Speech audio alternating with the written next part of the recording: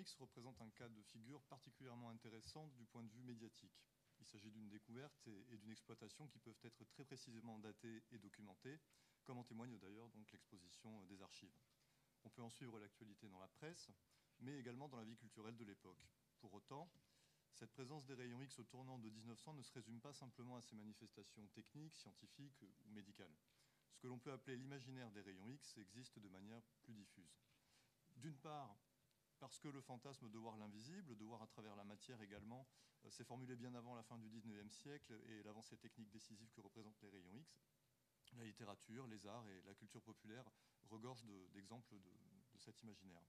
D'autre part, l'imaginaire des rayons X existe aussi parce que cette découverte réactive tout un pan de croyances qui trouve là prétexte à une respectabilité et à une scientificité nouvelle. Typiquement, on le verra, c'est le cas du spiritisme. Les rayons X sont à cet égard l'un des symptômes du désir qu'a l'homme de voir le monde qui l'entoure, autrement qu'avec le seul concours de ses propres yeux. Une vision instrumentée en quelque sorte qui change notre point de vue et le rend plus spectaculaire. Après tout, rappelons que les rayons X succèdent à quelques mois près à l'invention du cinématographe. L'élément spectacle sera là d'emblée. C'est cet ensemble de questions qui appartiennent à l'histoire culturelle autant qu'à l'histoire des sciences et de la médecine que nous nous proposons d'explorer ce soir. Les rayons X ont tout de suite défrayé la chronique. La toute première mention de la découverte figure vraisemblablement dans le quotidien Le Matin, daté du 10 janvier 1896. On peut y lire qu'un respectable savant, le docteur Roentgen, qui est mal orthographié à ce moment-là, a fait une découverte sensationnelle illustrée de deux clichés. Le premier d'une boîte hermétiquement close contenant divers objets et le second d'une main. Voici la description de ces deux images. Les épreuves photographiques, depuis quelques jours exposées à Vienne même, montrent très distinctement les poids de cuivre ainsi que les clous de la caisse qui les contenait. Quant au bois contenant la caisse, il n'en reste pas trace. On dirait que la lumière a passé à travers comme s'il eût été translucide. La photographie de la main n'est pas moins saisissante. On compterait tous les os, phalanges, articulations. Impossible de deviner même le contour des doigts. C'est le membre d'un squelette et non une main vivante, dirait-on. Et cependant, il n'y a pas de doute possible. La surprise est palpable, pour ainsi dire. Du 10 au 20 janvier, une série de brèves, les brèves vont se multiplier dans les quotidiens, que ce soit Le Rappel, Le Matin, Le Petit Journal ou la presse. D'emblée, la presse quotidienne balance donc entre fascination et célébration d'une découverte dont les applications médicales sont immédiatement perçues. Le petit article que je vous ai montré se conclut en haut à gauche par cette question-là. Et dans combien d'autres cas, si la découverte tient ce qu'elle promet, tous les maux qui affligent notre misérable guenille humaine ne pourront-ils pas trouver un soulagement ? Ça, c'est pour l'inscription médicale de la découverte. N'empêche que Le Matin, 3 jours plus tard, privilégie le côté magique. Obtenir des images, même grossières, des objets cachés dans un coffret, est une découverte qui semble produite par la baguette d'un magicien. Il faut attendre la séance de l'Académie des sciences du 20 janvier 1896 pour que ces rayons soient évoqués dans le monde scientifique. On trouve à peine 2 lignes, nous signalant qu'une photo est montrée à l'Assemblée des savants. À la séance suivante, la quantité de communication va exploser, tandis que la presse de vulgarisation scientifique généraliste va enfin se pencher sur la question, sa périodicité étant beaucoup plus lente, ce sont souvent des mensuels ou des bimensuels, à partir donc du 25 janvier avec la revue Cosmos. Les images vont alors commencer à affluer dans la presse. À partir de ce moment, on assiste à une ruée médiatique sans précédent dans le monde de la vulgarisation scientifique vers les rayons X. C'est à qui aura les images les plus intéressantes, la remarque la plus piquante, etc., etc. Cette surprise donc est durable et s'inscrit littéralement dans le nom que l'on utilise encore à l'heure actuelle. Cosmos nous donne une définition qui a évolué depuis. Vous voyez comme en orthographie aussi Röntgen, on ne sait pas vraiment l'orthographie à ce moment-là, on préfère le E dans le O. Les rayons Röntgen n'ont pas de nom, puisque l'initiateur lui-même leur a infligé la dénomination de rayons X. Quant à leurs effets, ils en ont trop, ce qui est toutefois gênant. Pour que nos lecteurs puissent s'y reconnaître quand ils ouvriront des revues étrangères, nous les avisons que les photographies obtenues par les rayons X s'appellent en France radiographie ou radiogramme, en Angleterre sciagraphie ou sciagramme, en Allemagne actinographie. À l'heure actuelle, on désigne l'appareil à rayons X sous le nom de son inventeur avec le Röntgen apparat. Passé la description de cet effet de surprise, peut-être que l'on peut rappeler brièvement ce qui s'est passé, un peu mieux peut-être que dans la presse de l'époque. Nous sommes en novembre 1895. Wilhelm Röntgen, qui a alors 50 ans, mène des études sur le rayonnement cathodique à l'aide de tubes de Crookes, qui sont des tubes à décharge électrique partiellement sous vide. Röntgen travaille alors sur la pénétration des rayons cathodiques dans le verre, car on sait déjà à l'époque qu'ils peuvent franchir quelques centimètres à l'extérieur du tube. Le 8 novembre 1995, il s'aperçoit, après avoir recouvert le tube de Crookes d'un carton noir, qu'un écran qui était recouvert d'une couche de platinocyanure de barium se met à luire, et il est placé bien plus loin qu'il normalement il ne devrait pas luire, parce qu'il est beaucoup trop loin. Il va renouveler cette expérience à plusieurs reprises, il va placer le panneau à différents endroits et intercaler des objets entre le panneau et le tube, et à chaque fois ce sera le même résultat, la fluorescence se produit, ce qui l'amène à déterminer qu'il a découvert un nouveau type de rayon. Au cours de ses recherches, par la suite, il constatera rapidement que la plaque photographique est sensible à ces rayons et il va pouvoir capturer donc la première image radiographique, celle de son épouse, Anna Bertha Ludwig Röntgen, prise le 22 décembre 1895.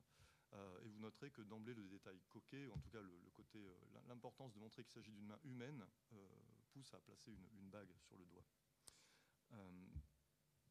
Comment catégoriser ces rayons? Au-delà de leur nom, dont on sait, qui ne désigne pas grand-chose finalement, on hésite en permanence à ce moment-là sur la terminologie. Globalement, l'association est centrale avec la photographie. On a tendance à toujours confondre rayon X et photographie. Pourtant, on peut tout à fait observer au rayon X un objet sans faire appel à la plaque argentique. Simplement, comme la preuve passe par la photographie, dans les médias, on a tendance à l'assimiler. Si dans les périodiques des années 1890, vous trouvez des expressions comme la nouvelle photographie, ou la photographie de l'invisible, la photographie par les rayons cathodiques, l'électrophotographie, ou même la photographie à travers les corps opaques, à chaque fois, cela renvoie donc au rayon X. Rares sont les vulgarisateurs qui préciseront que l'association directe des rayons X et de la photographie constitue un raccourci. Le Cosmos le fera. Comme on le voit, nous dit Cosmos, il ne s'agit pas de photographie proprement dite, en ce sens que ce ne sont pas des rayons réfléchis par les objets qui impressionnent la surface sensibilisée, mais les rayons émanés directement du foyer lumineux. Les objets interposés font ombre et se détachent par conséquent en clair sur la plaque noircie par l'action des rayons. C'est ce qui pousse un autre rédacteur scientifique de la nature, cette fois-ci, Édouard Hospitalier, à privilégier une autre appellation. Il préfère parler d'ombre radiographique. La confusion entre photographie, mais aussi donc projection lumineuse et surtout théâtre d'ombre ne sera jamais clairement levée tout le long de cette période.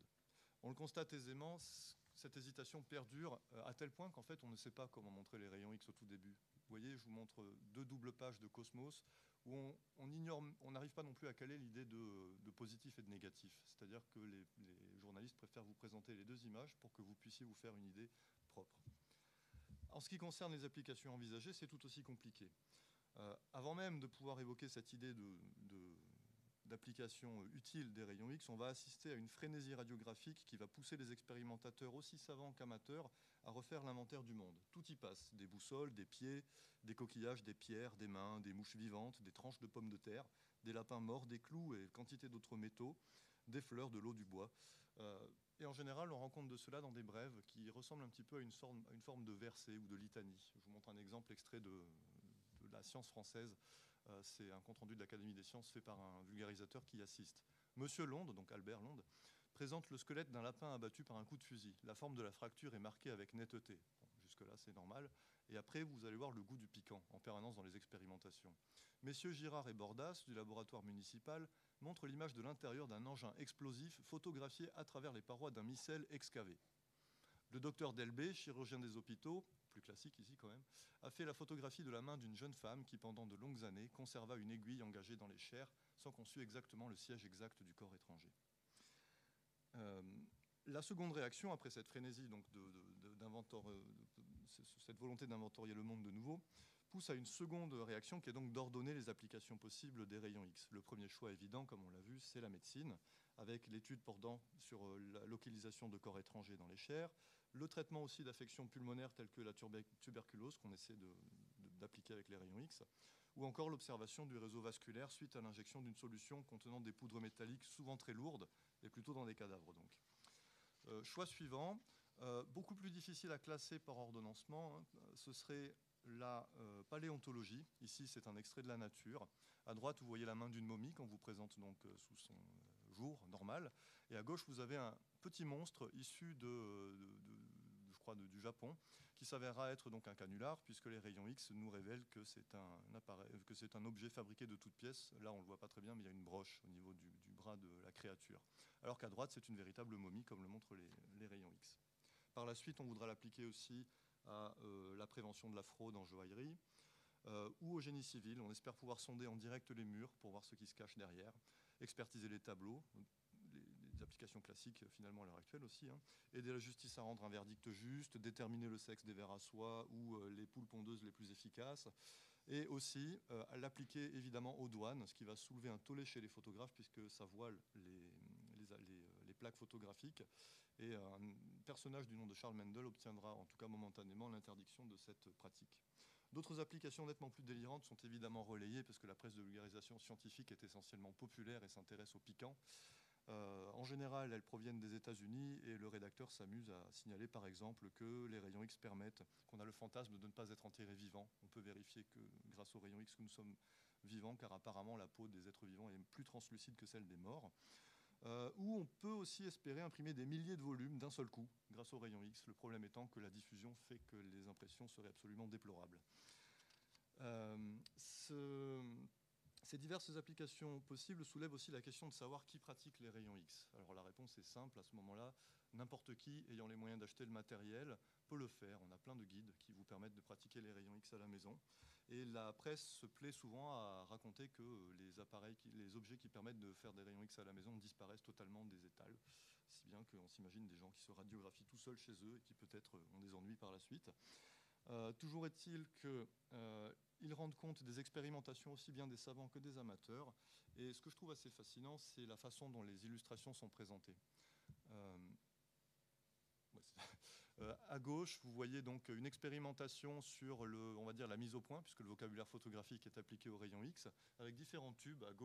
En haut à gauche, c'est très flou, et à droite, c'est net. Et en bas, vous avez un élément un petit peu esthétisé. Et encore plus esthétisé à droite, où vous voyez les coquillages qui sont ordonnancés comme une nature morte ou quelque chose de très esthétique. Ça s'inscrit dans un imaginaire quand même qui était déjà peut-être un petit peu préparé par les symbolistes et ce type de peinture. Je vous montre à gauche, ou de dessin, je vous montre à gauche donc une radiographie d'une pièce botanique qui date de 1896 et qui n'est pas sans évoquer dans sa finesse, dans son côté monochrome aussi, certaines images. Alors là, je vous ai mis un exemple d'Odilon Redon parce qu'il me paraissait spécialement pertinent. Donc les rayons X s'inscrivent vraiment dans un imaginaire artistique qui était quand même prévalent à l'époque. Il y a aussi quelque chose de très moderne, puisqu'ici on peut voir avec cet élément rayon X de Victor Chabot une leçon sur la façon de mal mettre les couverts à table, mais aussi quelque chose qui pourrait évoquer, je ne sais pas, quelque chose d'un peu plus surréaliste, de bien plus tardif. Hein. Ce sont des écrevisses radiographiées à l'aide d'un tube focus cylindrique.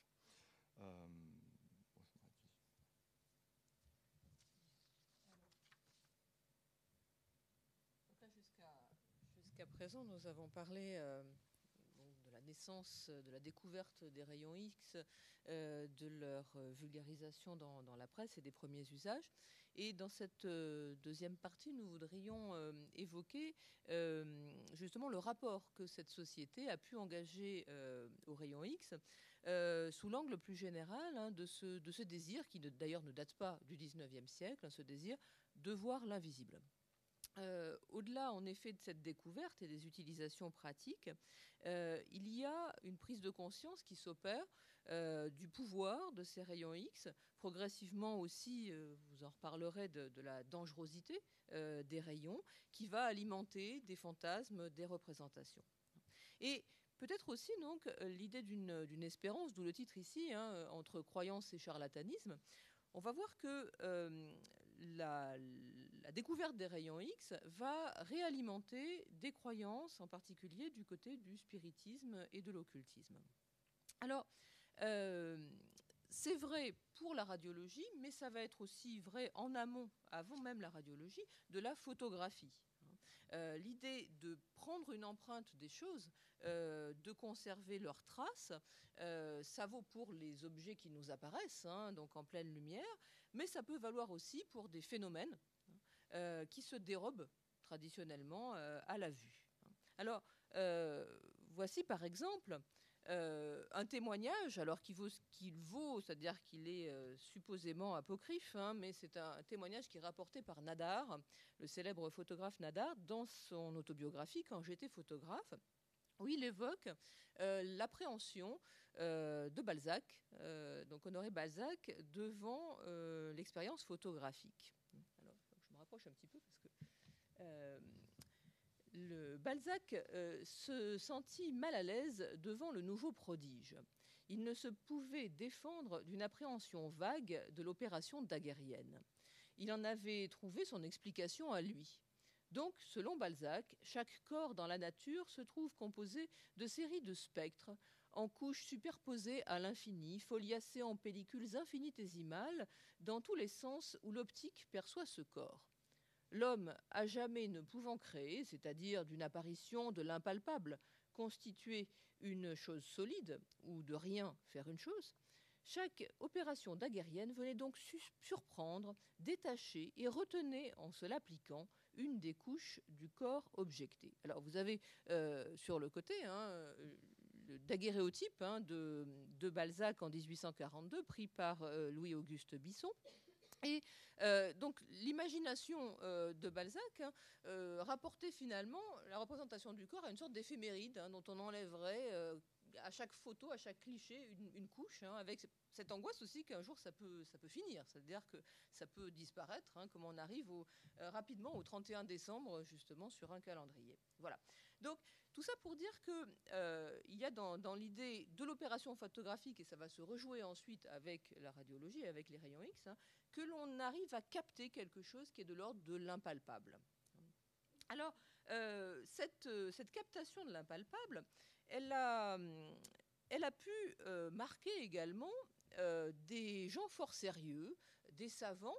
Et il faut rappeler qu'à cette époque-là, justement, les frontières qui nous paraissent assez étanches aujourd'hui entre le monde de la science, le monde rationnel, et puis celui des hypothèses, des conjectures, un petit peu plus illuminées ou en l'occurrence, pour ce qui nous intéresse, spirit, cette frontière-là, elle est moins étanche qu'aujourd'hui.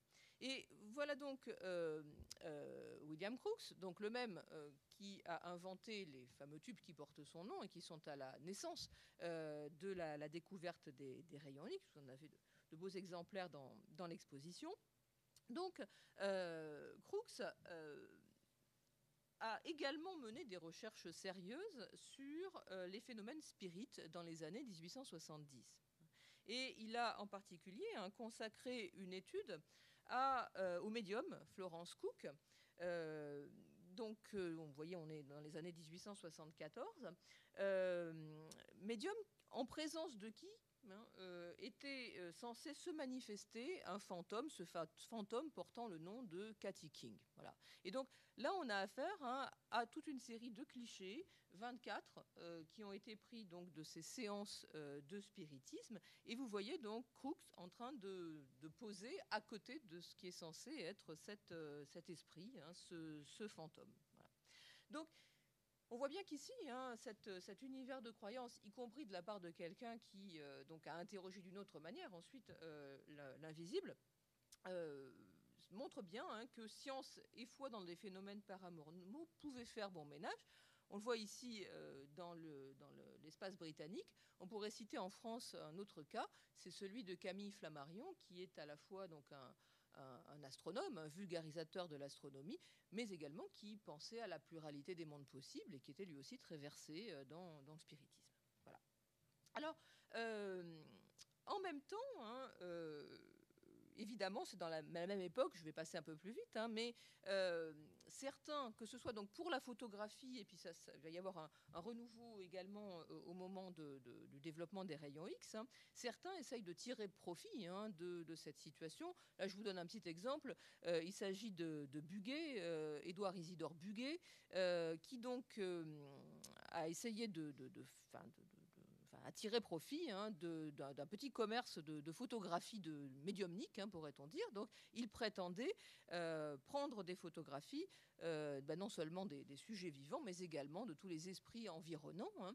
Et il y a eu, donc ça c'est ce que reflète ici la une du Grelot, donc journal satirique de l'époque, il y a eu un procès retentissant pour escroquerie donc de ce Bugey, qui en forme de repentir, si l'on veut, est passé de la photographie spirit à la photographie anti-spirit. Alors là, vous en avez un exemple.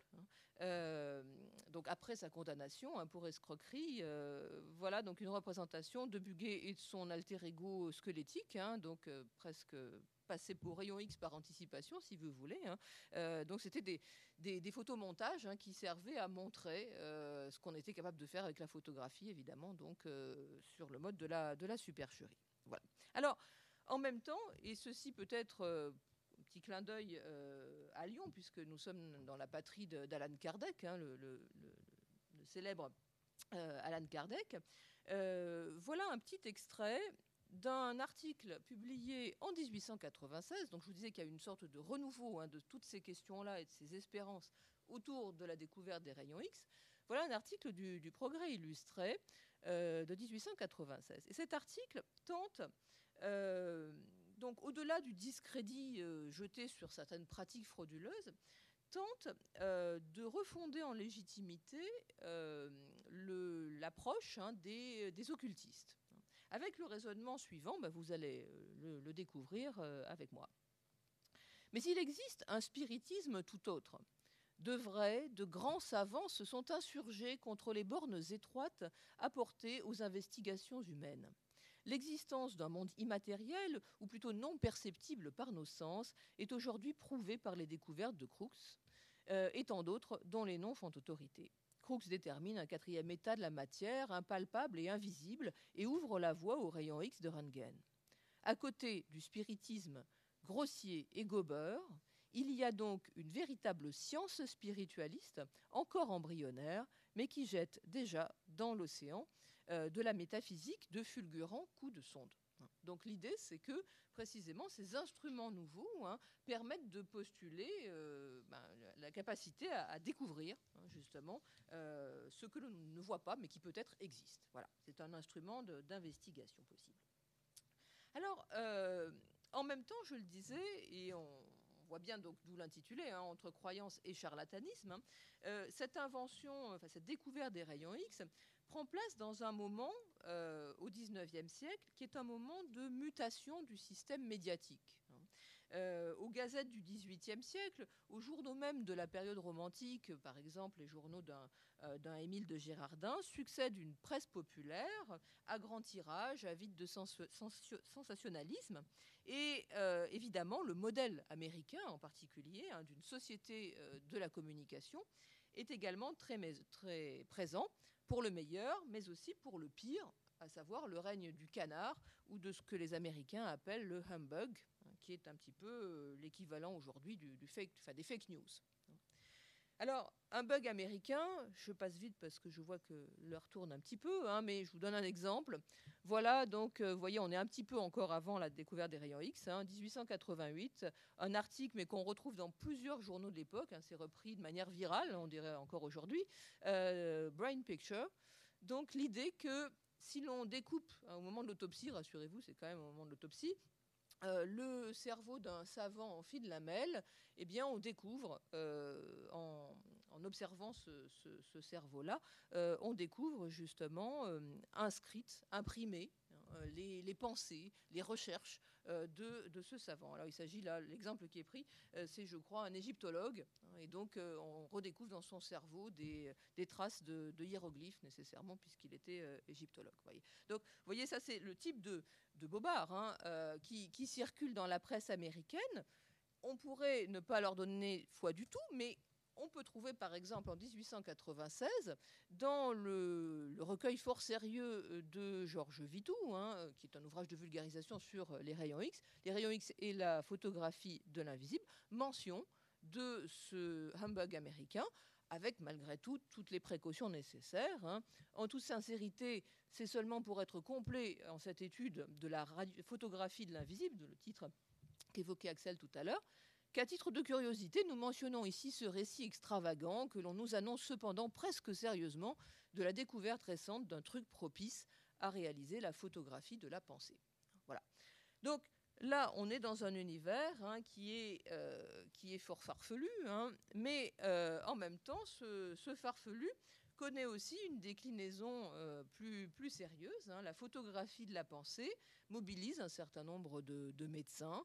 Je pense à Baraduc, par exemple, hein, qui va produire ce qu'il appelle des psychicones, hein, donc des sortes d'images lumineuses de la pensée, donc tout ça par photographie, hein. Ou bien Luis, donc neurologue à la Salpêtrière, hein, qui tente de fixer des effluves digitaux, hein. Bon, là, je vous présente une photo, donc c'est peut-être l'un de ceux qui sont les plus fantaisistes. Louis Darger, alias commandant Tégrade, donc c'est son nom en verlan, on dirait, en anagramme, qui propose quant à lui des rayons V, hein, V comme Vito, hein, parce que X s'était déjà pris, pour représenter ici une photographie de la pensée, hein. Il suffirait de penser très fortement à l'idée d'une bouteille pour que, en regardant une plaque photographique, eh bien, cette bouteille, il faut un peu d'imagination, mais on peut la deviner, donc vienne s'imprimer sur la plaque sensible. Alors, puisque nous sommes malgré tout des littéraires invétérés, voilà ce que, en 1860, le duo Erckmann-Chatrian imaginait. C'est dans une nouvelle fantastique qui s'appelle La lunette de Hans Snaps, et qui met en scène donc un inventeur qui trouve par hasard le moyen de fixer ses désirs inavouables et ses rêves sur une plaque de métal. Donc c'est avant le commandant Tégrade cette découverte incertaine. Le rayon d'une étoile plongeait dans le soupirail et se réfléchissait sur la plaque électrique au fond de la cave. Tout en fixant ce point lumineux, je rêvais à ma femme. Je sentais le besoin de la corriger. Les 1000 petites misères du ménage défilaient dans ma tête. Enfin, là, de ces réflexions, je finis par m'endormir de nouveau. Le lendemain, tout était oublié, quand, jetant les yeux par hasard sur la plaque, je vis quoi ? Mon rêve de la nuit, empreint avec une vérité frappante. Ma femme, la salle à manger, l'horloge sur la cheminée, les vitres au fond, la petite cour plus loin, tout mon intérieur dans les moindres détails. Seulement la fantaisie y jouait un certain rôle. J'étais en train d'administrer une correction à Madame Schnaps. Donc voilà, si vous voulez, hein, ce qu'imagine la littérature, donc dans un champ qui est évidemment celui du fantasme et de la rêverie, hein, dès avant les rayons X. Et je vous laisse la parole pour la suite. Donc on le voit, on est vraiment entre spectaculaire et fantasme en permanence, hein. Les rayons X sont donc en relation avec un spectaculaire morbide, évident que les charlatans n'hésitent pas à exploiter, mais plus largement par leur tonalité macabre. Ils renvoient directement à un imaginaire très ancien qui est celui de la danse macabre, dont vous voyez une image très célèbre, qui au Moyen-Âge vient rappeler aux vivants que tous finiront par trépasser, qu'ils soient puissants ou non. Cet imaginaire trouve un prolongement remarquable grâce aux rayons X via des effets plus ou moins volontaires. Je vous donne deux exemples. Ici, de squelette à gauche, c'est la réduction photographique d'une radiographie d'un cadavre de femme étendu, obtenue par association de 9 plaques 24-30 impressionnées simultanément. Alors c'est un tour de force technique, mais ce qui me marque moi par rapport à mon idée de danse macabre, c'est que pour bien voir le cubitus et le radius, on l'a fait en quelque sorte posé. Le corps est apprêté. À droite, vous pouvez aussi distinguer, vous l'avez déjà vu dans d'autres images, cette main baguée qui ajoute un élément de coquetterie tout à fait piquant à nos squelettes, hein. Donc dans les danses macabres, les squelettes sont souvent habillés ou pratiquent un instrument. C'est pareil ici. La légende même de ces deux mains est tout aussi piquante, puisqu'à gauche, vous avez l'image d'une main normale d'une jeune fille, et c'est en quelque sorte ce serait presque normal qu'elle ait une bague, en un sens, à cause de cette association, tandis qu'à droite, il n'y a pas de bague, car peut-être, on ne sait pas si c'est un homme ou une femme, mais c'est l'image d'une main tuberculeuse. Je ne sais pas, enfin bref, l'idée d'une main tuberculeuse présentée en radiographie. Les vulgarisateurs ne sont d'ailleurs pas les derniers à fantasmer sur la réalisation d'une danse macabre, cette fois-ci, qui serait en quelque sorte radio-cinématographique. J'ai souligné quelques passages sur le côté gauche, c'est une brève qui est parue dans La Nature sur la radio-cinématographie en 1897, donc très tôt après la découverte. Il y a 18 mois à peine, il fallait passer au moins une vingtaine de minutes pour obtenir une épreuve passable du squelette de la main par les rayons Röntgen. Vous voyez l'orthographe de Röntgen. Ça y est, on l'a pris. Grâce aux progrès réalisés par les bobines d'induction d'une part et les tubes d'autre part, le temps de pause s'est graduellement réduit et l'on obtient facilement aujourd'hui la radiographie d'une main en 1 seconde et le squelette de la boîte thoracique en 10 secondes. Je passe un petit peu. Un physicien anglais, le docteur McIntyre, a eu l'idée de mettre à profit cette instantanéité pour produire des épreuves successives rapides et radiographier une grenouille vivante en mouvement à l'aide d'un cinématographe spécial. Ici, c'est le fantasme de de la chronophotographie, qui est une découverte récente d'Étienne Jules Marais, qui a permis de capturer le cheval au galop, qu'on voudrait appliquer au rayon X. Et la conclusion, évidemment, ne se fait pas attendre. Tout en bas, pour peu que les progrès continuent, on cinématographiera avant la fin du siècle la danse des squelettes vivants. L'imaginaire est clairement mentionné, ce n'est pas le seul cas.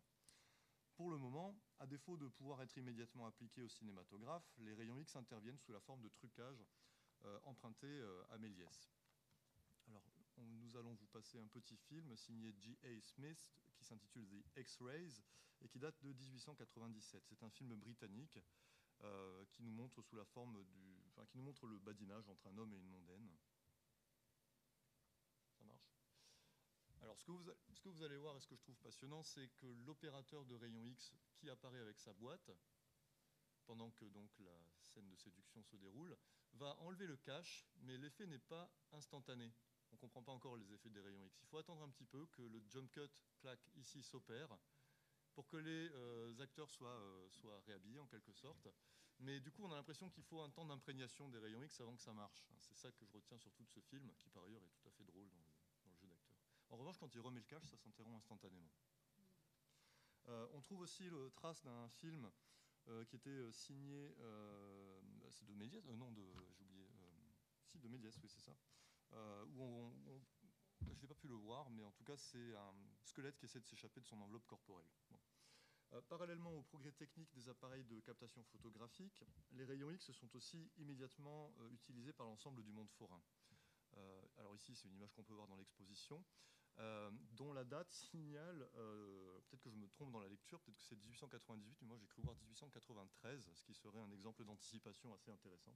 Mais là, on voit typiquement une image de baraque de foire foraine avec donc des rayons X où vous pouvez voir un opérateur mener l'opération devant tout le monde. Peut-être ici faut-il insister sur la prédestination de cette découverte qui, en plus de ces effets, voit graviter autour d'elle des savants qui ont un nom quand même tout à fait évocateur. En anglais, crooks, si vous enlevez le E, ça signifie charlatan déjà. Crooked en anglais signifie tordu, alors tordu moralement, mais tordu aussi physiquement, le squelette par exemple. L'un des deux savants qui présentera la photo à la première radiographie d'une main à l'Assemblée des savants de l'Académie des sciences s'appelle Houdin, sans H, ce qui fait penser aussi à Robert Houdin, donc le vulgarisateur. Et évidemment, comment avec Röntgen ne pas évoquer un autre personnage qui s'appelait Étienne Gaspard Robert, qui était un Français de la toute fin du XVIIIe siècle, qui avait décidé d'angliciser son nom en Robertson pour pratiquer dans des baraques, c'était pas des baraques de foire, c'était bien plus compliqué que ça, mais pour pratiquer ce qu'il appelait la fantasmagorie. Et la fantasmagorie consistait à cacher une lanterne magique aux yeux du public et à proposer une évocation des morts avec toute une mise en scène extrêmement alambiquée, sans jamais toutefois révéler la présence de la lanterne magique. Ça signifie que les gens sortaient sans savoir si ce qu'ils avaient vu était vrai ou faux. Röntgen, avec son invention et son X inclassable, avec son tréma bizarre sur le haut, son origine allemande, a tout pour évoquer, encore une fois, ce côté un petit peu fantasmagorique. Il offre aussi un double moyen de prolonger la fantasmagorie, sachant que d'un côté, donc évidemment, j'ai suffisamment insisté sur cette idée de squelette, mais d'un autre côté, les saltimbanques, les forains vont utiliser une autre propriété des rayons X que j'avais signalé brièvement, qui est sa capacité à créer de la fluorescence et plus particulièrement à rendre fluorescents les substances vitrifiées, le verre et le cristal. Vous avez des spectacles qui mettent en scène donc les rayons X dans des salles très obscures où on va faire briller du cristal. Robert Houdin lui-même, que j'évoquais il y a quelques secondes, a mis en place un spectacle comme celui-ci. Et pendant que vous admirez cette affiche, je vous lis un extrait d'un compte-rendu de Henri de Parville sur ce type de spectacle, paru dans la Revue des Sciences en 1897. On éteint les lumières, comme pour une séance de spiritisme. On entend une sorte de crépitement. Puis, brusquement, on voit passer doucement dans l'espace une main gigantesque, lumineuse, qui monte et descend au-dessus des assistants. Elle les frôle presque, puisqu'on entend un petit cri de terreur aussitôt réprimé. « N'ayez pas peur, dit l'hôte de la maison. Cette main n'est pas celle d'un revenant, je vous la montrerai dans un instant aux lumières. » Je passe un petit peu, je vais plus loin. Là-bas, dans un coin, devant une portière de velours, tout à coup surgit dans l'ombre une forme humaine, vague d'abord, vaporeuse, à peine dessinée. L'apparition grandit et s'avance. Ma voisine recule. Elle n'est pas la seule, car on entend un bruit de chaise qui se déplace. Le fantôme fait encore quelques pas et s'arrête. C'est une femme. La taille est élevée. Le visage apparaît d'une pâleur verdâtre. Mais quelle physionomie extraordinaire! Les yeux sont absents. On distingue 2 trous noirs sous les paupières. La bouche est close. Les cheveux sont phosphorescents. Un grand voile lumineux entoure cette statue animée et dans ses plis jouent de petits éclairs qui brillent comme des paillettes et des pierres précieuses. Le bras droit se lève lentement en secouant des flammes et des doigts écartés jaillissent des rayons de feu qui vont illuminer l'assistance. On n'applaudit plus. L'apparition muette et sévère attire tous les regards. Elle est là, superbe mais effrayante. Elle montre du doigt le ciel. Un coup de gong qui surprend les spectateurs retentit dans le silence. Puis l'apparition se raidit, plus droite que jamais, laisse tomber son bras et recule doucement. À ce moment, la tête cesse de luire. On n'aperçoit plus qu'un grand corps sans visage. Le cou s'obscurcit peu à peu. La taille s'en va en morceaux. On ne distingue plus que le bas du fantôme enveloppé dans son grand voile diamanté. Puis les formes deviennent de plus en plus vagues et l'apparition s'évanouit. Les chaises se rapprochent. On entend un soupir de soulagement. Un immense bouquet lumineux se dessine en relief au milieu du salon, avec une banderole bleue sur laquelle on lit « Rayon X ». Ce climat propice aux merveilleuses scientifiques, tel qu'on vient de le voir, va cependant évoluer extrêmement rapidement. Dès la deuxième moitié de l'année 1896, on entrevoit une énième application des rayons X qui va menacer de transformer cette fois-ci la fantasmagorie en réalité. On s'aperçoit effectivement très vite que les rayons X ont un effet dépilatoire sur le corps humain. Et je vous montre cette image de dépilation spontanée, 18 jours après une application de rayons X vers 1900. La presse, à ce moment-là, se félicite d'avoir trouvé un autre moyen que l'électrolyse pour débarrasser les patients d'un système pileux trop envahissant. Malheureusement, les effets secondaires ne tardent pas à se manifester. Et il n'en faut pas moins pour que les effets d'écriture se multiplient dans la presse. Alors, je fais moi-même le fantasmagore, je vous cache les faits, et je vous lis tout de suite une brève de Cosmos qui vous rend compte de cette petite anecdote qui vous révélera le fin mot. Un fait cité par l'Electrical Engineer et que nous livrons aux méditations des coquettes, de leurs médecins et des électriciens. Un docteur adressa une de ses clientes à un électricien pour voir si celui-ci ne pourrait, au moyen des rayons X, débarrasser la dame d'un système pileux superflu qui avait envahi son visage. Le sujet fut donc placé devant le tube donnant les rayons pendant 20 minutes, et l'opération fut renouvelée 4 jours consécutifs. On n'obtint aucun résultat. Cependant, quelques jours après, la pauvre dame s'aperçut que non seulement les rayons X l'avaient débarrassée de ses poils malencontreux, mais en même temps de la peau qui les portait. C'est fréquent à ce moment-là. On aime beaucoup se faire peur avec ce type d'humour macabre et une moralité extrêmement conservatrice derrière. On a un vrai petit scénario pour les contes de la crypte 100 ans plus tard, si on veut. Mais pour résumer donc, et pour citer un autre périodique de l'époque, les poils tombent, mais avec la peau.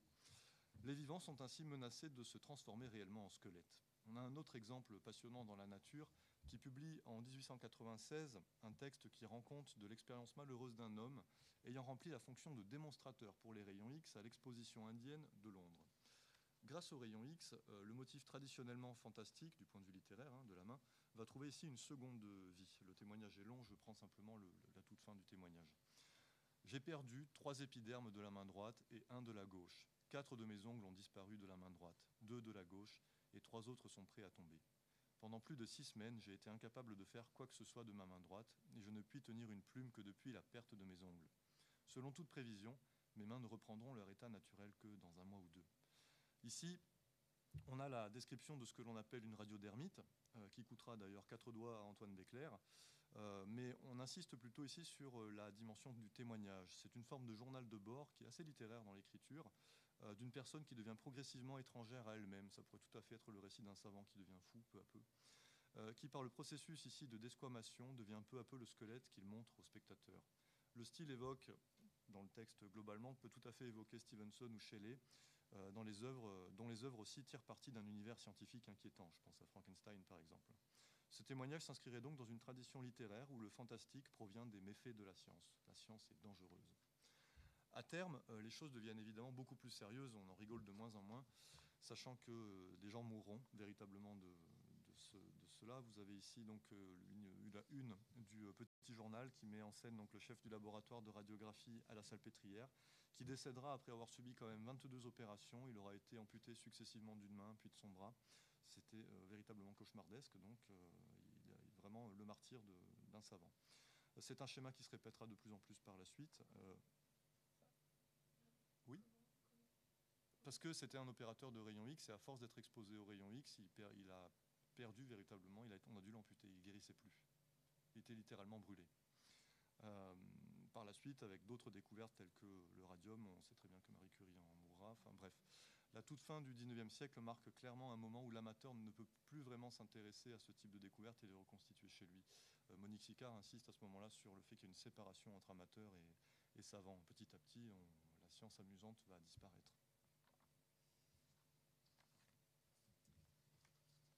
Alors on le voit, les rayons X servent aussi de révélateurs, si l'on file la métaphore photographique, des espérances, mais aussi des anxiétés d'une époque, son rapport au temps, à la mort et à l'au-delà notamment.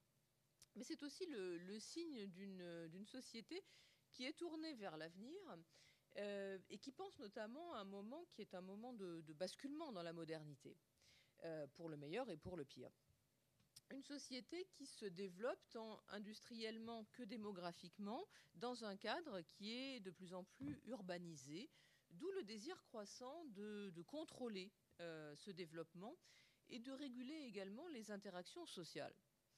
Et donc, l'essor d'une société du contrôle, on va en parler maintenant, va de pair avec deux phénomènes marquants au tournant du siècle. D'une part, le développement des masses. Politiquement, ce sont les masses populaires dont la présence va croissant dans l'espace urbain. Symétriquement, on est à l'époque de la Troisième République. Donc c'est le difficile cheminement de cette République vers le fonctionnement démocratique du pays.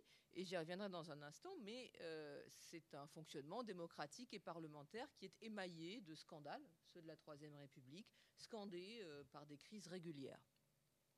Et puis il y a un autre phénomène de cette époque-là, qui pourrait n'avoir absolument aucun rapport, apparent du moins, c'est le développement de la psychologie au tournant du XXe siècle, enfin 19e-20e. Les savants s'intéressent au fonctionnement psychologique de l'individu, mais également à la façon dont on peut influencer son psychisme. Significativement, paraissent à cette époque un ouvrage intitulé Psychologie de l'attention de Théodule Ribot, donc en 1889. La question de l'attention revient aujourd'hui sur le devant de la scène, et souvent sous l'angle justement des manipulations que les nouveaux médias peuvent permettre. Et puis un deuxième ouvrage intitulé Psychologie des foules, qui significativement paraît en 1895, donc toujours cette année-là, par Gustave Le Bon. Alors,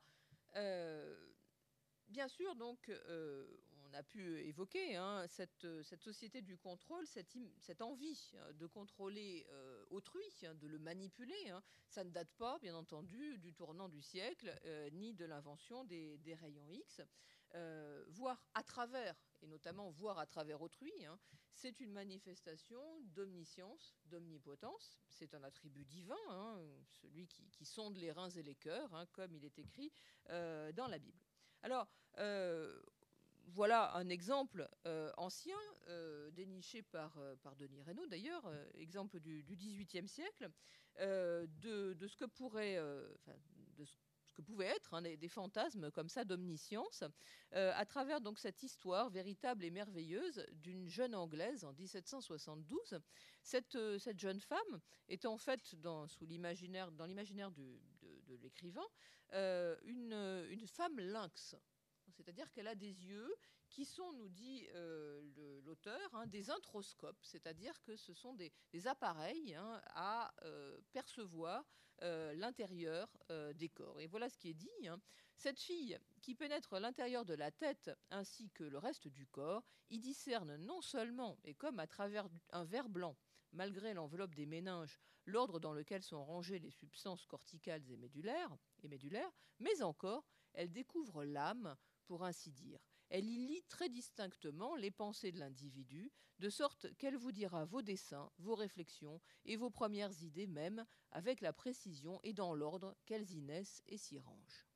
Donc, vous voyez que cette idée de voir à travers va de pair avec la pénétration des pensées d'autrui. Et donc, le stade qui intervient après, forcément, c'est la manipulation de ces pensées. Alors, cet imaginaire qui est déjà présent au XVIIIe siècle, on le voit réactivé au 19e. Alors déjà au XVIIIe siècle, il y a un texte qui s'intitule Le diable boiteux, hein, de Lesage, 1707. Et dans ce récit, hein, ça met en scène donc un diable qui s'appelle Asmodée et qui soulève le toit des maisons pour voir ce qui se passe à l'intérieur. Donc volonté de contrôle, de pénétration, et on voit ce que ça donne donc ici en 1846 dans un ouvrage qui est significativement intitulé Le diable à Paris, donc qui est une sorte d'écho justement à ce diable boiteux. Et cette gravure de Bertal, hein, nous montre justement la coupe d'un immeuble parisien, hein, donc cette espèce de microcosme, hein, de la société qui est l'immeuble, hein, mais aussi le lieu de l'intimité, hein, et dans lequel on peut découvrir des concierges du rez-de-chaussée, je ne sais pas si vous voyez beaucoup les détails, mais jusqu'au misérable des Galtas, hein, tout en haut dans le grenier, et puis on voit sur le côté des artistes, hein, qui mènent leur vie de bohème, qui font la fête de l'autre côté. Bon, voilà, tout ça, c'est le microcosme de la société qui n'échappe pas, hein, à ce regard qui est un peu avant la lettre, un regard de Big Brother. Alors, ça, c'est, vous voyez, en 1846, mais il se trouve que, à propos des rayons X, le célèbre illustrateur Albert Robida, donc nous sommes en 1896, hein, réactivera cet imaginaire-là, hein, en reprenant, vous le devinez tout en haut, hein, justement, l'idée de la coupe, hein, de l'immeuble, mais cette fois-ci donc d'un immeuble radiographié. Hein, donc on voit à nouveau, hein, tout ce qui se passe à l'intérieur, mais radiographié. Et là, vous avez alors comment dirais-je, les légendes qu'il y a en bas de la planche sont assez amusantes, mais donc ça permet de renvoyer aux différents cas de figure, aux différents usages des rayons X. Alors, on peut les utiliser pour les douanes, hein, on y reviendra, mais c'est ce qu'évoquait Axel tout à l'heure. On peut voir ce qui se passe dans le crâne des savants, donc on y représente un cafard et puis quelques toiles d'araignée. Bon. Et puis on peut également, c'est ce qu'on voit en bas, hein, revêtir une armure métallique pour pouvoir évoluer en toute intimité, sans risquer justement d'être déshabillé par d'importants rayons X. Voilà, ça c'est l'image du bas. Donc, il s'agit bien ici, hein, d'une anatomie de la société, hein, l'envie à l'époque, hein, d'aller voir ce qu'elle a dans le ventre, hein, pour filer justement une métaphore qu'on va voir de manière récurrente. Voilà. Alors, cette envie de contrôle, hein, elle va se cristalliser sur certains lieux assez emblématiques. Alors, on en parlait tout à l'heure, hein, c'est par exemple le lieu de la douane, hein, qui utilise donc les rayons X pour contrôler en particulier les colis. Alors là, on sépare le bon grain de livret, ou en tout cas le colis postal honnête, hein, celui dont la déclaration est conforme au contenu, hein, du colis malhonnête, hein, lingerie usagée, affirme la déclaration, l'indiscret stéréoscope dessine une boîte de cigares et un assortiment d'allumettes, etc. Donc, bon, on voit bien l'usage qui peut en être fait. Alors, ça, c'est également exploité, vous le voyez visuellement ici dans l'illustration de la même époque. Et on voit bien comment cette fraudeuse, hein, ici montée presque fantasmatiquement, hein, sur une table pendant l'examen au rayon X, hein, eh bien, est en train de dérober un litron sous son jupon, quelque chose d'équivalent. Hein, donc, on la voit ici un petit peu clouée au pilori, hein, donc menacée d'indignité. Donc, on voit bien qu'ici, c'est quand même une société justement du contrôle et de la transparence, hein, qui se met en place dans la sphère publique, comme ici avec les douanes, mais aussi dans la sphère intime. Hein. Vous avez, ça c'est la merveilleuse collection de cartes de Guy et Marie-Josée Palardy, hein, qui est incroyable de richesse. Et on voit donc ici une carte postale, hein, qui représente donc les rayons X utilisés par le concierge, qui finalement est une sorte de douanier, mais de votre immeuble, hein, celui qui gère les circulations et les interactions dans le cadre de l'immeuble, hein, donc qui n'a plus besoin d'ouvrir le courrier pour savoir ce qu'il y a à l'intérieur, il lui suffit de le radiographier. Voilà. Alors, ce désir de contrôle dans le domaine social, hein, se trouve à se préciser également dans le domaine politique. Le contexte que j'évoquais tout à l'heure, c'est celui de la Troisième République, qui est secoué de multiples scandales. Scandale des décorations en 1887, scandale de Panama en 1892, crise boulangiste, etc., etc. Tout cela nourrit donc un anti-parlementarisme, un soupçon de corruption généralisée contre les députés, hein, ce que le journal anarchiste Le Père Pénard qualifie de bouffe-galette de l'aquarium. Hein, donc ceux qui sont les parasites, si vous voulez, hein, qui pullulent, qui profitent, hein, sur le dos de la communauté. Donc cet imaginaire-là de la corruption, hein, eh bien, va trouver dans les rayons X, hein, un puissant relais pour alimenter des désirs de transparence politique. Vous voyez, ça ne date pas d'aujourd'hui. Si on disposait d'un appareil à radiographier les hommes politiques, qu'est-ce que ça donnerait? Alors, justement, l'outil est tout trouvé. Hein. Par exemple, ici, la lorgnette humaine de Segui. Vous avez des exemples de bonnettes dans l'exposition. Hein. Donc, il suffit d'appliquer ce petit appareil, hein, pour pouvoir ausculter intimement, hein, le corps de l'individu, hein, les rayons X étant produits derrière ce corps. Donc ces rayons X de proximité, hein, alimentent une imagination contestataire. Alors je vous en donne plusieurs exemples. Le premier, il est tiré d'un petit monologue qui est dit par un acteur de la Comédie Française dont vous avez le portrait derrière moi, qui s'appelle Coquelin-Cadet, et qui s'était fait justement une spécialité des monologues. Et dans celui-ci, donc, qui s'appelle Les rayons X, bien, il campe un inventeur qui découvre par hasard les rayons X. Vous savez, les bobines, on tourne, pif paf, l'étincelle. Voilà comment il décrit sa découverte. Cette invention, qui aurait dû faire sa fortune, hein, eh bien, va faire son malheur, car il découvre derrière les apparences la terrible réalité des choses. La femme qu'il voulait épouser est toute contrefaite, et puis on vient le chercher donc pour diagnostiquer l'honnêteté de ses concitoyens. Donc voilà ce que ça donne. Je n'ai plus de croyance, je suis très malheureux. Je vais même en province. Des électeurs influents sont venus me chercher. Ils voulaient savoir, les électeurs influents, ce que leur candidat avait dans le ventre. Vous voyez, toujours la même image. Ils voulaient que leur futur député ait quelque chose dans le ventre, les électeurs influents, de l'honnêteté, du patriotisme, enfin quelque chose. J'ai pris le train, j'ai vu le candidat Evelan, il n'y a rien dans le ventre, que des saloperies. Il a obtenu 10 voix.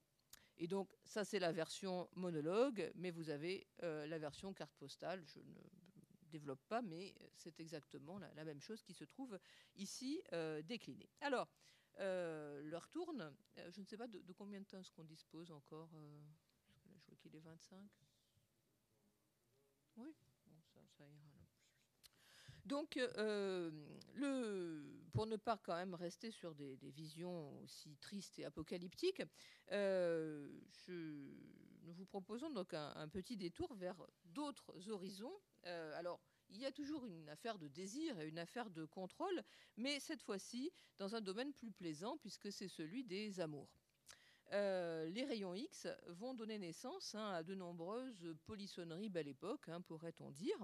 Le désir de voir, la pulsion scopique, et la libido vont de pair. Alors là aussi, ça ne date pas des rayons X. Hein. Pensons par exemple au mythe de Psyché, hein, donc, qui rencontre nuitamment son amant, Eros, hein, avec comme seule contrainte de ne jamais l'apercevoir de jour, hein, jusqu'au jour, évidemment, elle va transgresser ce désir, cet interdit pour le voir. Donc, l'idée de voir est intimement associée, évidemment, au désir amoureux. En témoigne, par exemple, alors là, ce ne sont pas des rayons X, mais c'est un autre dispositif. C'est l'ancêtre du pipe show, hein. Ici, donc, intitulé Diorama de l'amour, ou comment l'amour vient aux jeunes filles. Hein. Vous voyez, donc, on est sur un champ de foire et ces jeunes filles regardent à travers donc une ouverture, hein, ce qui se passe, donc sans doute des spectacles innocemment suggestifs à l'intérieur de ce diorama. Donc, mais il y en a d'autres qui sont moins innocemment suggestifs, qui sont plus portés vers l'érotisme ou l'obscénité. Hein, et c'est cela même que Baudelaire, justement, stigmatise dans un texte resté célèbre en 1859, Le public moderne et la photographie, donc là encore une fois, avant l'univers des rayons X. Des milliers d'yeux avides se penchaient sur les trous du stéréoscope comme sur les lucarnes de l'infini. L'amour de l'obscénité, qui est aussi vivace dans le cœur naturel de l'homme que l'amour de soi-même, ne laissa pas échapper une si belle occasion de se satisfaire. Alors, cette occasion de se satisfaire, au tournant du siècle, ça va être les rayons X.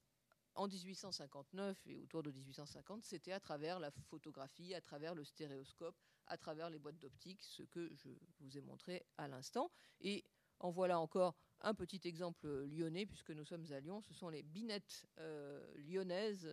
Donc on voit l'anatomie penchée de ces deux bons bourgeois lyonnais qui sont en train de regarder à travers les trous de l'étrange lucarne.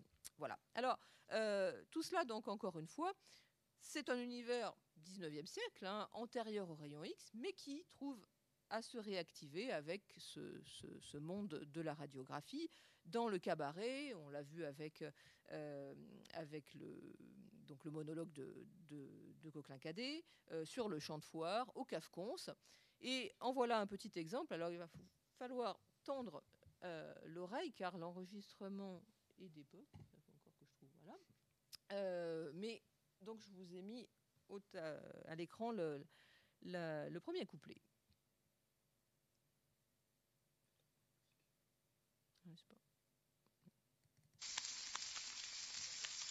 Gare les rayons X, sont fait chanter par Madame Roligny. Les rayons X sont certainement une lumière très commode pour contempler secrètement les petites femmes à la mode. Des rayons vraiment folichons pour voir son mystère, les poumonnets, les fournichons et le bouton de la jarretière. Il paraît que ça passe à travers tout, partout, partout. Ça passe et ça repasse dans les petits trous, partout, partout. Et l'on n'a pas même le temps d'y penser qu'on est déjà rayonnisé. Voilà. Il y en a plusieurs couplets, enfin j'en ai choisi qu'un seul. Le temps nous est compté. Voilà donc simplement pour terminer quelques images justement, quelques petites scénettes liées au rayon X et à cet imaginaire de la galanterie. Alors celle-ci, mais peut-être plus encore celle-là, donc une vision des amoureux radiographiés dans leur coupé. Donc l'idée que justement il y aurait une transparence dans les relations amoureuses comme il y en a une dans les radiographies.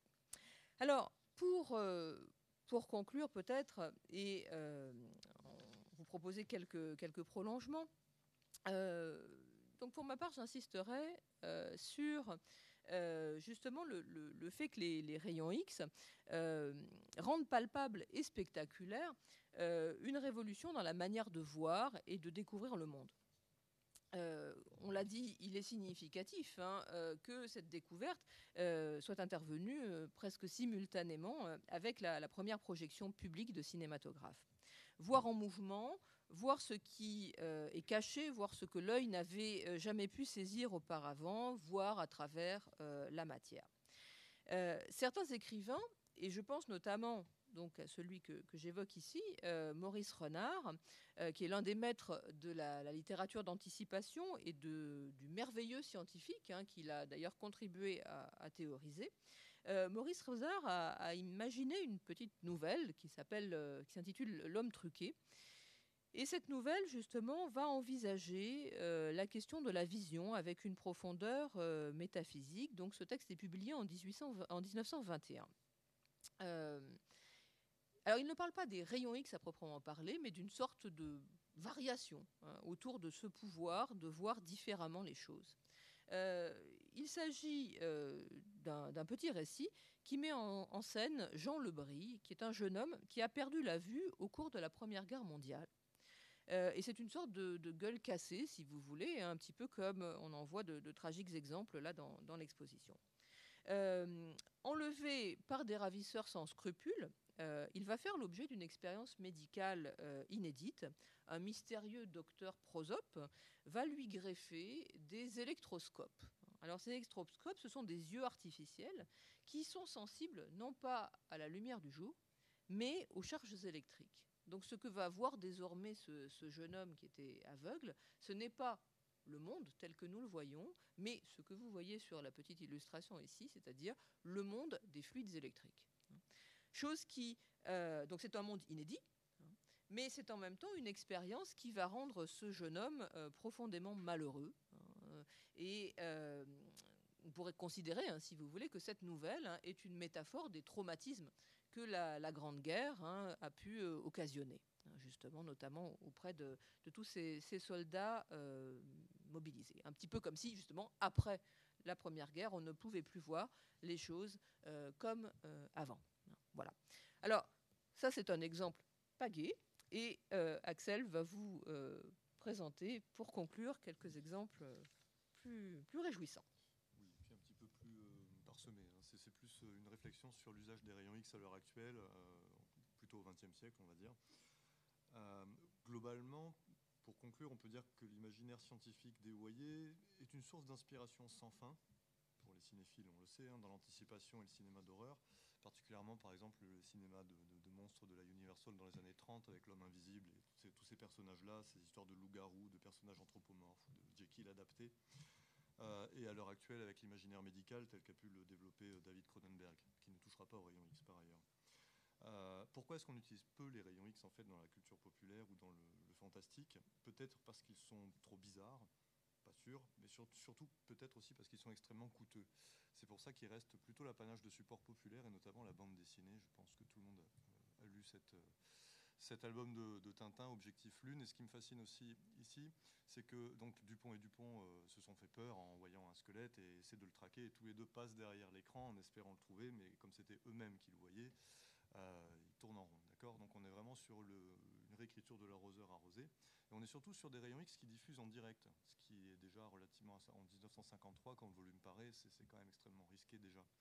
C'est pareillement appliqué dans le film de Paul Verhoeven, qui est une adaptation de Tintin peut-être, Total Recall, qui paraît en 1990 et où les personnages passent directement à travers la lorgnette humaine, alors même qu'on sait que c'est quelque chose de très dangereux. Mais peut-être que la technologie futuriste permet à ce moment-là d'annuler l'effet des rayons.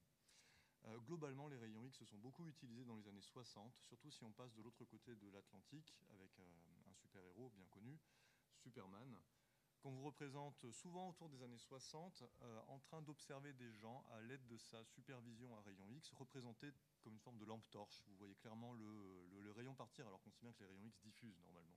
Mais vous avez cet effet lampe torche avec un éclairage sur le corps de ces automates qui ne sont donc pas des êtres vivants.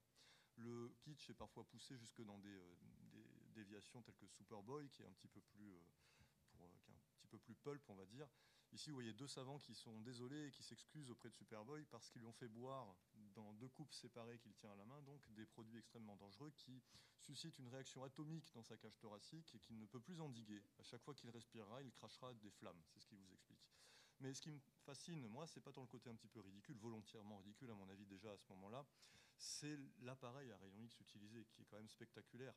Encore une fois, soit c'est un cliché radiographique qu'il plaque sur le torse, soit c'est un moyen d'observer en direct le corps de Superboy avec donc cette explosion atomique et la cage thoracique assez mal faite. L'évolution de la BD fait que par la suite Superman continuera à les utiliser, mais quand même de moins en moins. À l'heure actuelle, on préfère les rayons laser qui sont beaucoup plus destructeurs, notamment dans le dernier film. En 2003, vous avez une variante de Superman qui travaille cette fois-ci pour le bloc communiste, donc vous le voyez sur son torse. Les rayons X tels qu'ils les utilisent sont représentés de façon très différente, beaucoup plus diffuse. Vous voyez, c'est un petit peu plus violet, les rayons sont très discrets. L'effet lampe de poche au milieu, avec un superbe Batman en chapka, je trouve son chapeau magnifique. Les rayons X au milieu sont représentés comme un effet lampe de poche, mais la lumière paraît plus crédible, si on peut dire, si vous sentez que ce soit crédible.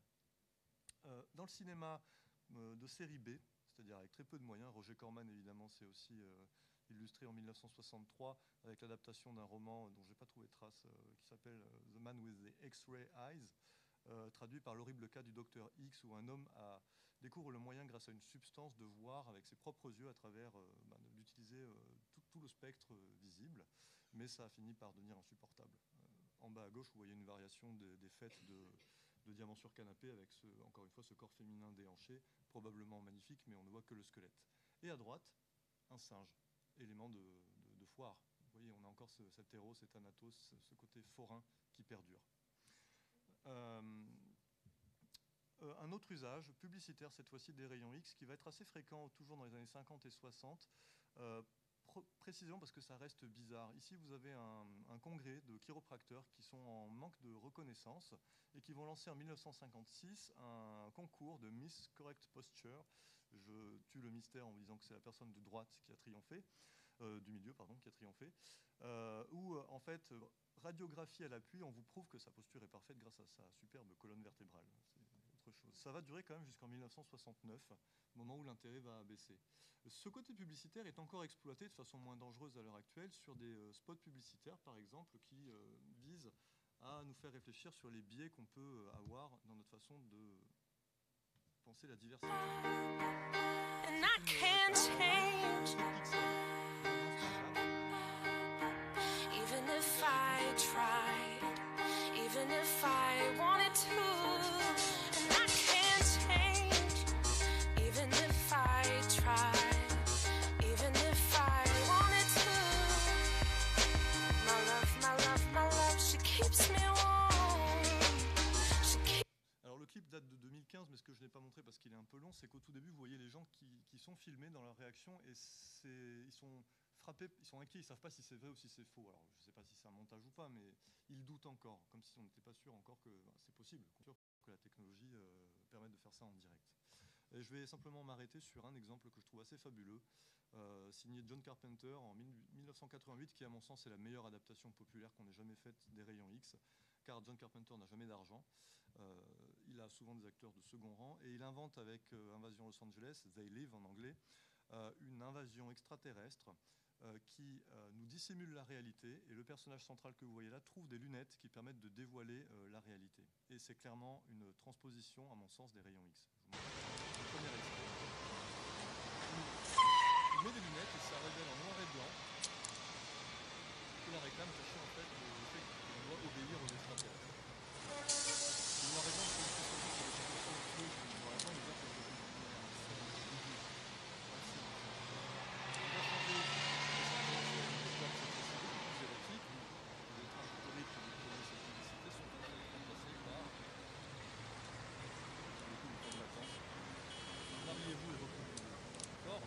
Donc la charge est vraiment assez extrême de la part du cinéaste, ce qui fait aussi tout l'effet drôle de la chose. Mais ce que je trouve encore plus fabuleux, c'est que déjà ça coûte pas cher des lunettes de soleil pour simuler l'effet rayon X, donc ça c'est vraiment brillantissime.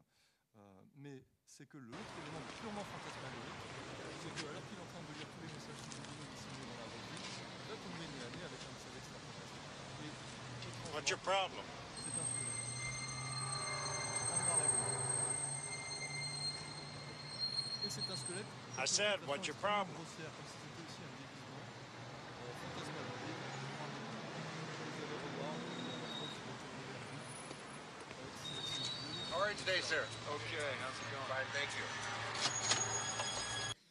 je trouve ça assez fabuleux. Je ne comprends pas comment, en fait, si les rayons X ne sont pas impliqués dans cet imaginaire, pourquoi avoir donné cette tête de squelette en fait à des extraterrestres. Voilà. Je vous remercie. Nous vous remercions.